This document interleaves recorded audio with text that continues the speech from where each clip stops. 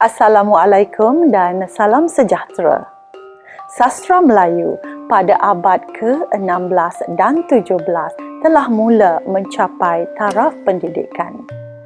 Pada peringkat sekolah, kesusasteraan Melayu memainkan peranan sebagai satu cabang ilmu dan berkembang dalam pelbagai disiplin ilmu sejajar dengan konsep bahasa merentas kurikulum.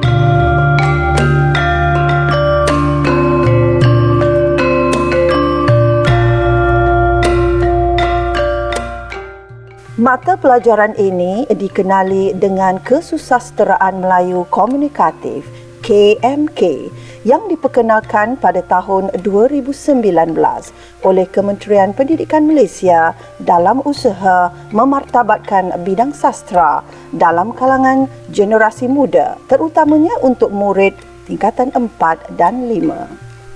Dokumen Standard Kurikulum dan Pentaksiran DSKP KMK dibangunkan dengan mengambil kira sepenuhnya elemen sastra dan aspek kritikan sastra, pembangunan insan dan pengkaryaan. Melalui DSKP KMK ini merangkumi 6 genre iaitu puisi tradisional, puisi moden, prosa tradisional, drama, cerpen dan novel. Sebentar lagi kita akan menyaksikan persembahan apresiasi prosa tradisional Melayu dalam Kesusasteraan Melayu Komunikatif. Hei, Ikan Tambahan! Beta tidak suka engkau berkahwin dengan anak-anak beta. Dasar perempuan tak tahu malu, tak sedar diri, ada hati dengan anak-anak beta. Balik-balik! Ampun, tuanku. Bawa perempuan ini ke hutan. Bangun. Ikut hamba. Karya yang digunakan dalam teks merupakan karya sastra terbaik, hasil tulisan dan lisan daripada tokoh sastra termasuk sastrawan negara dan penulis hebat tanah air. Pemaparan pelbagai tema juga mampu membimbing murid dalam memahami dan menghayati karya sastra dengan bimbingan guru-guru KMK. Pentaksiran dilakukan secara bertulis dan pelaksanaan kerja khusus melalui penghasilan karya dan persembahan langsung dan tidak langsung.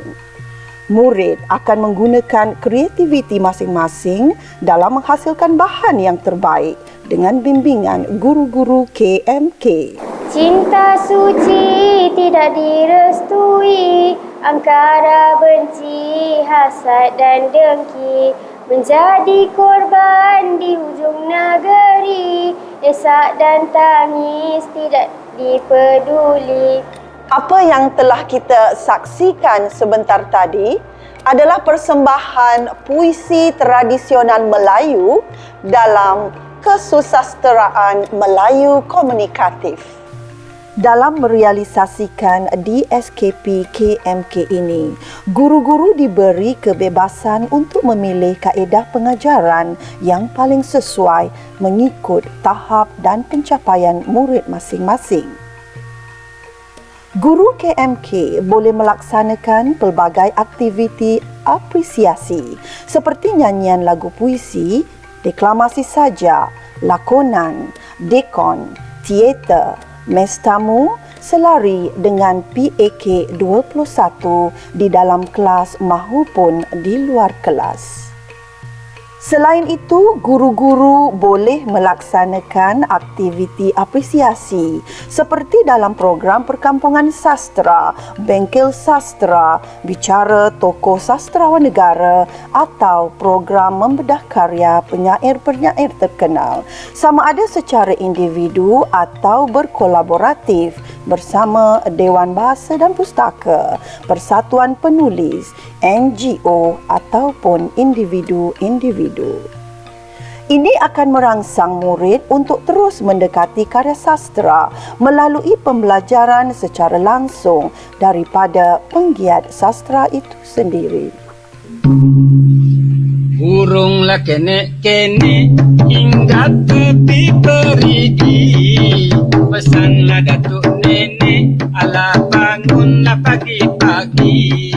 Burunglah kene-kene hingga di atas pagar. Pesanlah datuk nenek, rajin-rajinlah belajar. Murid KMK sentiasa menghasilkan pencapaian terbaik mereka dalam peperiksaan. Dengan kekangan dan halangan, mereka tetap gigih berusaha mencapai kejayaan seperti murid lain. Pencapaian tertinggi A tambah mampu digapai murid KMK melalui usaha berterusan antara pentadbir, guru dan murid. Murid yang mengambil KMK berupaya mencapai keputusan cemerlang dalam memahami dan menghayati ilmu sastra secara holistik. Murid-murid di sini ada pelbagai bakat dan kebolehan yang boleh dikembangkan. Jadi bagi mengembangkan lagi bidang sastra ni di persada antarabangsa, kita menggalakkan dan saya mencadangkan supaya subjek ini diteruskan di sekolah ini ataupun di mana-mana sekolah lain. Kemanakah hala tuju KMK? Persoalan yang semakin meniti di bibir masyarakat kini. Masyarakat mula memandang setiap mata pelajaran perlu menjadi langkah pemula untuk murid meneruskan pengajian tertinggi dalam kehidupan mereka. Jelas, IPT awam menyahut cabaran dan seruan menyediakan pelbagai ruang dan peluang untuk murid-murid KMK menyambung pengajian mereka. Ilmu sastra yang luas boleh dipelajari dan sentiasa boleh menjadi ilmu kehidupan kepada individu untuk menghadapi pasaran kerja yang semakin menuntut kemahiran berskala tinggi dan kemahiran pelbagai. Justru, modul pedagogi alternatif kesusasteraan Melayu komunikatif PAKMK diperkenalkan. PAKMK sudah melalui 2 sesi yang berjaya mengubah persepsi guru dalam pelaksanaan PDP KMK di dalam kelas. Jelas, PAKMK telah memberi harapan baharu kepada guru dalam memugar minat murid terhadap mata pelajaran KMK. PAKMK cuba mendekati penggunaan aplikasi teknologi maklumat dan komunikasi TMK dalam PDP guru dan juga menekankan aspek apresiasi sastra dalam kalangan murid. PAKMK juga memberi peluang guru mengembangkan kreativiti mereka dalam pelaksanaan PDP.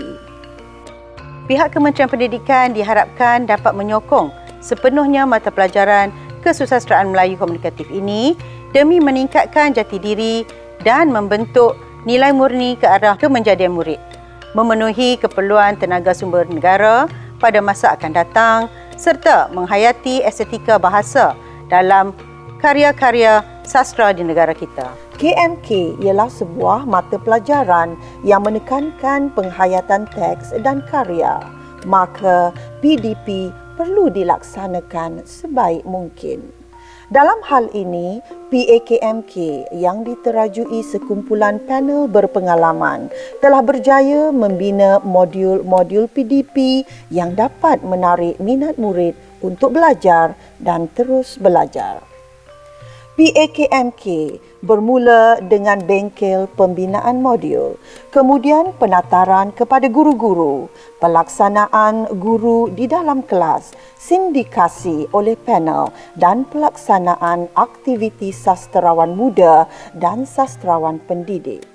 Jelas, kepelbagaian kaedah PDP berjaya membantu guru dan murid menikmati karya sastra sebaik mungkin dengan gabungan strategi PDP tradisional dan terkini. Guru-guru KMK bersama-sama pegawai JPN sentiasa bergerak aktif dalam memartabatkan KMK dalam kalangan guru di negeri masing-masing. JPN tidak pernah menghalang guru-guru KMK mempelbagaikan bahan untuk murid-murid memperoleh ilmu. Dengan cara ini, modul-modul yang disediakan akan dapat membantu murid-murid memahami kandungan pelajaran di samping membantu murid menghayati karya sastra. Harapan kita ialah mata pelajaran ini dihormati,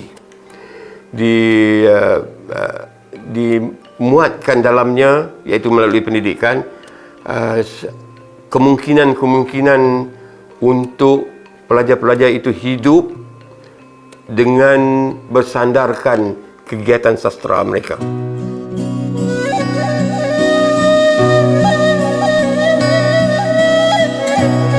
Yang diucap dalam bahasa terindah, jawaban yang bertanya didengar Nabi, antara kagum dan khusyuk setia.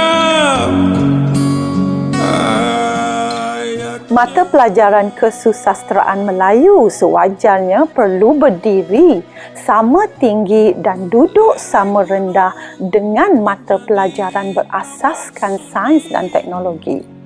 Guru-guru kesusastraan Melayu perlu kreatif, inovatif dan relevan dengan cara pengajaran dan pembelajaran terkini bagi mempertingkat cara pengajaran mereka.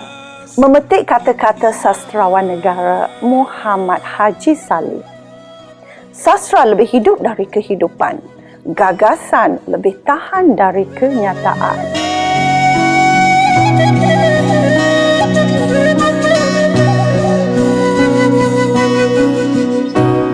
Tidak sedetik pun Allah menghindar atau mencemuh Nabi di sisi segala di doa, dipenuhi segala yang dipinta tulus dan penuh